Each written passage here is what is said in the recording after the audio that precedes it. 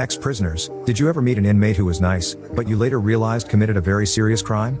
Yes, I met a really nice guy that was serving 2 life sentences. It was really hard for me to wrap my head around the idea, so I asked him about it. The guy was a Vietnam War vet. He was a tunnel rat, meaning that sometimes he had to belly crawl into holes to clear them with just the use of his boot knife. He got very efficient at it during his tour. Meanwhile, his tour was almost up and he was looking forward to coming home. However, he kept hearing stories about his sister being in an abusive relationship. He explained that normally he didn't involve himself in the details of other people's relationships, but this was his sister that he was very protective of, and he just didn't know how much he could tolerate knowing that she was in an abusive relationship after he'd spent years killing people just because they were the enemy. So he sent her a letter to break off that relationship, in hopes he would never meet the guy that was abusing his sister. Eventually, he did return to the United States. He caught a cab from the airport to drive him home. But as they entered the neighborhood, the police had everything sealed off because of some crime scene investigation. He didn't want to step on anyone's toes, but he did explain that he was just returning home from Vietnam and only wanted to get home, which was only a block away.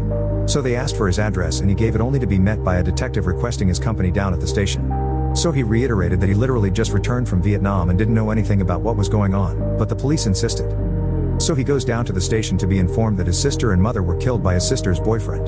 Apparently, the guy wasn't so keen about breaking off the relationship. The police had the guy, it was pretty cut and dry, he was in custody, and the police only asked him to let them do their job without him interfering. Well, turns out that the boyfriend bonded out, and this Vietnam vet had friends that knew where this guy hung out. So this guy goes down to a bar the boyfriend frequented and had him pointed out. He approached the guy at the pool table and started chatting the guy up. He explained that he just got back from Vietnam and that he was a tunnel rat there. He pulled out his combat knife to explain what it was like belly crawling through tunnels with that particular knife because his .45 would have alarmed the enemy. He told stories of spiders the size of basketballs rushing at him that he had to kill without giving away his position.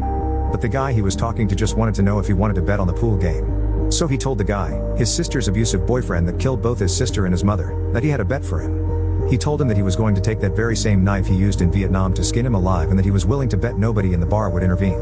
And so he did. And he didn't stop cutting up that guy, in front of everyone, until the police arrived and asked him to.